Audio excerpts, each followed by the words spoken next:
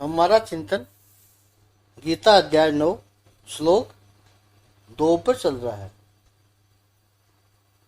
क्रतुम सुखम, भगवान ने कहा बहुत सरल है, प्रभु के हो जाओ बस। यही भक्ति मार्ग की विलक्षणता है। और भक्ति जब तक अधूरी रहेगी जब तक हमारा ईश्वर के साथ कोई संबंध नहीं बनता है।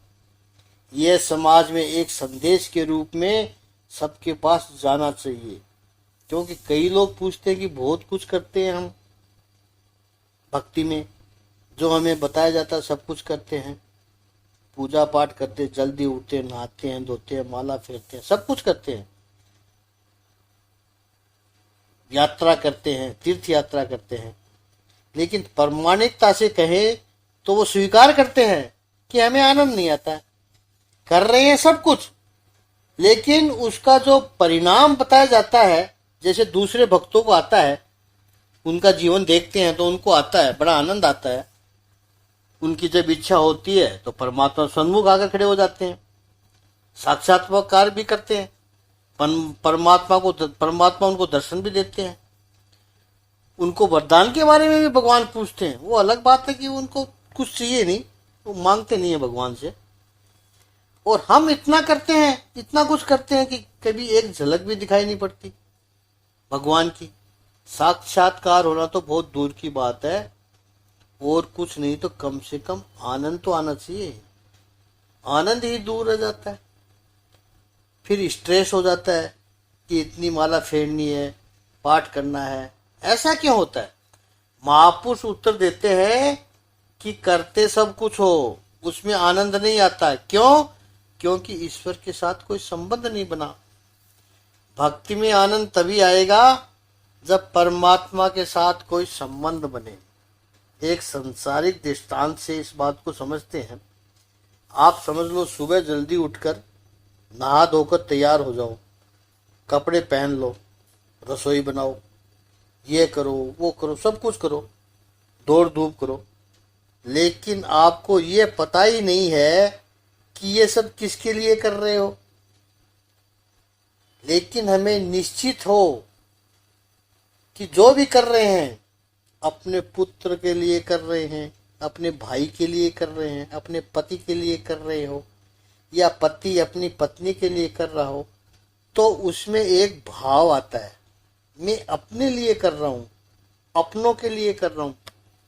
ऐसे ही हमने भगवान के साथ कोई संबंध नहीं जोड़ा है।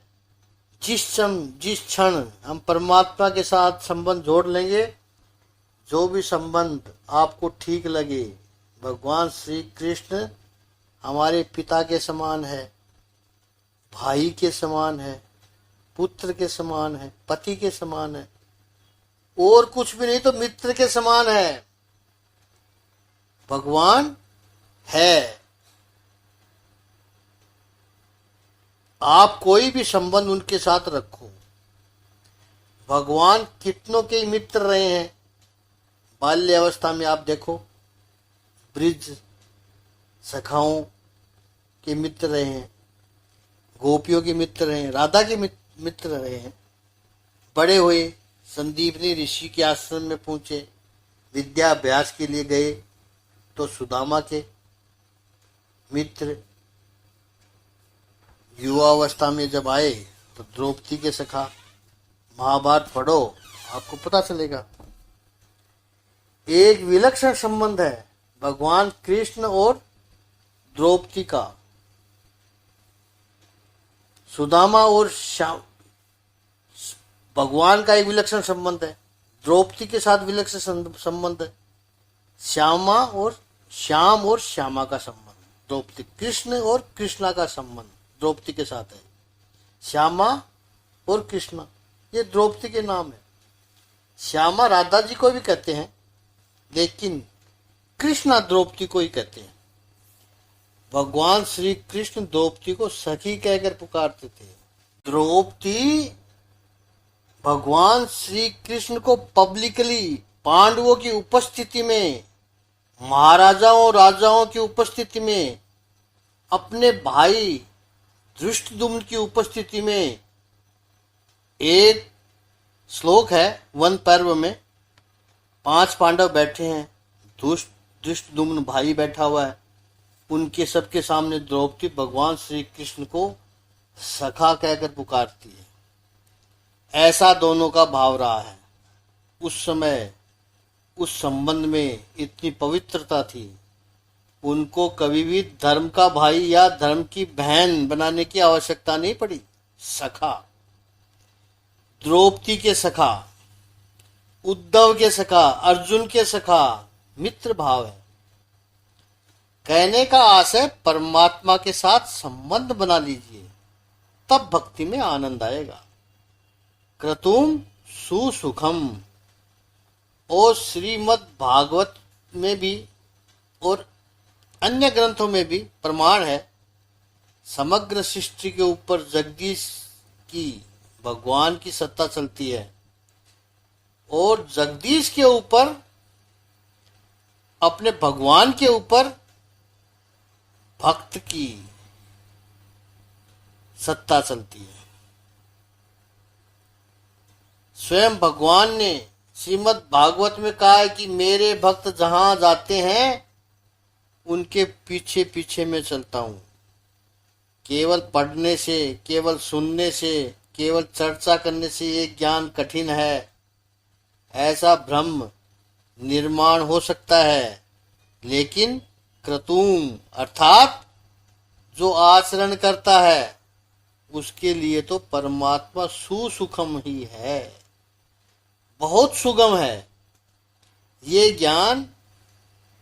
इसका एक अर्थ यह भी है, महापुरुषों ने बताया कि कई बार क्या होता है कि बहुत पढ़ लेते हैं, बहुत सुन लेते हैं, बहुत बोल देते हैं, तो एक भ्रांति निर्माण हो जाती है कि ये ज्ञान तो मुझे प्राप्त हो गया, पढ़ लिया मैंने, सुन लिया, और अब तो मैं बोलने भी लगा हूं इस ज्ञान के बारे में।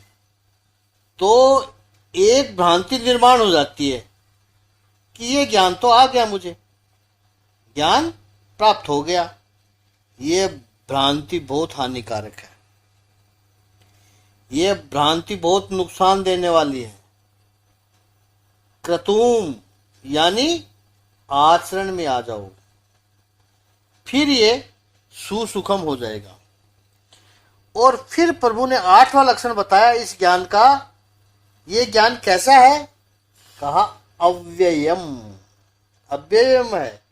ये राज विद्या अव्यय है, यानी इसका व्यय नहीं होता है, खर्च नहीं होती है।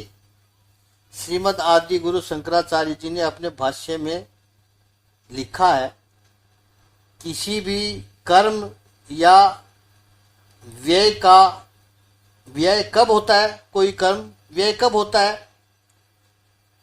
व्यय यानी विनाश, यानी पूरा वो कर्म कब हो गया, कब होता है? वेदांत की दृष्टि से, शास्त्र की दृष्टि से देखो तो कोई भी कर्म का व्यय, कोई कर्म का अंत तब होता है जब उसका फल आ जाता है। कर्म किया, फल मिल गया, कर्म खत्म हो गया। तीसरे अध्याय में हमने चिंतन भी किया था कि 3 प्रकार के कर्म होते हैं, क्रियामान, प्रारब्ध और संचित। कुछ कर्म ऐसे हैं कि अभी को तुरंत फल मिल जाता है, तो वो कर्म पूरा हो गया। समझ लीजिए आपको प्यास लगी, आपने पानी पीने का कर्म किया तो आपकी प्यास बुझ गई, शांति मिली, कर्म पूरा हो गया, फल भी मिल गया। डेबिट क्रेडिट बैलेंस बराबर, अकाउंट क्लोज। कुछ कर्म है जो तुरंत फल नहीं देते, वो संचित कर्म बन जाते हैं। और संचित में गए हुए कर्म जब परिस्थिति निर्माण होगी वैसी फल देने वाली, फल देने के लिए तैयार होंगे, वो प्रारब्ध बन जाएंगे। प्रारब्ध भुगत लो, कर्म पूरा हो जब वो कर्म फल देने के लिए तैयार हो जाएगा, कर्म फल भुगत लिया, कर्म पूरा हो गया। तो कर्म कब व्यय होता है? फल आने के बाद। लेकिन प्रभु कह रहे यह एक ऐसा कर्म है कि फल आने के बाद भी पूरा नहीं होता है। महाराष्ट्र के संत तुकाराम ने बहुत सुंदर कहा है कि परमात्मा का स्मरण शुरू किया भक्ति में, धीरे धीरे स्मरण बढ़ते गया और इतना स्मरण दृढ़ हो गया कि परमात्मा का साक्षात्कार हुआ, परमात्मा का अनुभव हुआ। अब व्यवहारिक दृष्टि से देखोगे तो ये स्मरण क्यों कर रहे थे? परमात्मा का अनुभव हो इसलिए कर रहे थे। तो परमात्मा का फल मिल गया, परमात्मा का अनुभव हो गया, अब स्मरण बंद कर दो। भक्त कहता है कि स्मरण बंद होता ही नहीं है, स्वतः ही हो रहा है। वो जो आदत पड़ी हुई है, परमात्मा का अनुभव होने के बाद भी वो उसका स्मरण बंद नहीं होता है, वो स्मरण तो होते ही रहता है। अब वो व्यय कैसे होगा बताओ? ये अव्यय है। जिसके लिए हमने किया कर्म, प्रभु से साक्षात्कार करने के लिए कर्म किया, तो प्रभु का साक्षात्कार हो गया तो वो कर्म खत्म हो जाना चाहिए, लेकिन वो तो बढ़ ही रहा है। साक्षात्कार होने के बाद ही प्रभु का स्मरण हो रहा है बार बार, और क्षण क्षण हो रहा है और स्वतः हो रहा है। यह अव्यय है। संबंध कभी भी पूरा नहीं होता है। अव्यय का अर्थ है अक्षयम। श्री राजगोपालाचार्य जी कहते हैं, परमात्मा का साक्षात हो जाए उसके बाद भी ये कर्म नष्ट नहीं होते हैं। परमात्मा कहते हैं जो मेरी भक्ति करता है उसको मैं अपने आप को दे देता हूं, मैं स्वयं उसके पास होता हूं, अपने आप को मैं उस भक्त के हवाले कर देता हूं। फिर भी भगवान कहते हैं कि मुझे लगता है कि मैंने उस भक्त के लिए कुछ भी नहीं किया। यही बात रामायण में भी है। श्री हनुमान जी के सन्मुख भगवान श्री रामचंद्र जी कहते हैं, हनुमंत तूने इतना कुछ किया मेरे लिए, मेरे परिवार के लिए, कि मैं तुम्हारे ऋण से उऋण होना ही नहीं चाहता। मुझे लगता है भगवान राम जी कहते हैं, हनुमंत तुम्हारे उपकार मेरे रोम रोम में बने रहे, मैं तुम्हारा ऋणी ही रहना चाहता हूं। भगवान कहते हैं मैं भक्त के उपकार से उऋण नहीं हो सकता, मुक्त नहीं हो सकता है, और मुक्त होना भी नहीं चाहता, क्योंकि मुक्त भक्त के उपकार से मुक्त होने के लिए भक्त को परेशानी में डालना पड़ेगा, और परेशानी में तो भगवान डाल नहीं सकते भक्त को, तभी तो उससे मुक्त होंगे, उसका वो उपकार बराबर करेंगे। जो वो भक्त परेशानी में होगा तो उसको परेशानी से बाहर निकाल लेंगे। तो इसलिए भगवान कहते हैं मैं तुम्हारा उपकार से उऋण होना ही नहीं चाहता। महान है ऐसे भक्त जिनके परमात्मा ऋणी रहे हैं। श्रीमद् भागवत में सुदामा के इतना कुछ करने के बाद भी ये कह रहे मैंने कुछ भी नहीं किया सुदामा के लिए। उसने जो मेरी भक्ति की है उसकी तुलना में मैंने उसके लिए कुछ नहीं कर सका। सुदामा के लिए बोल रहे हैं भगवान। अपने जैसी संपत्ति देने के बाद भी भगवान श्री कृष्ण को यही लगता है कि मैंने सुदामा के लिए कुछ नहीं किया। इसका अर्थ क्या हुआ? ये जो हम कर्म करते हैं वो व्यर्थ होता ही नहीं है। एक संसारिक दृष्टांत से इस बात को समझें, समझकर फिर हम अगले तीसरे श्लोक पर चलेंगे। समझ लिए आपके पास 500 रुपये हैं, तो 500 रुपये की एक लिमिट होती है कि 500 रुपये में आप इतना इतना खर्च पाओगे, इतनी वस्तुएं ला पाओगे, तो 500 रुपये पूरे हो जाएंगे। व्यय हो गया उनका। तो ऐसे भगवान की भक्ति करने का जो आपका पुण्य इकट्ठा हुआ, तो उस पुण्य की भी एक लिमिट जरूर होगी कि इतना इतना लोगे तो वो भी पूरा हो जाएगा।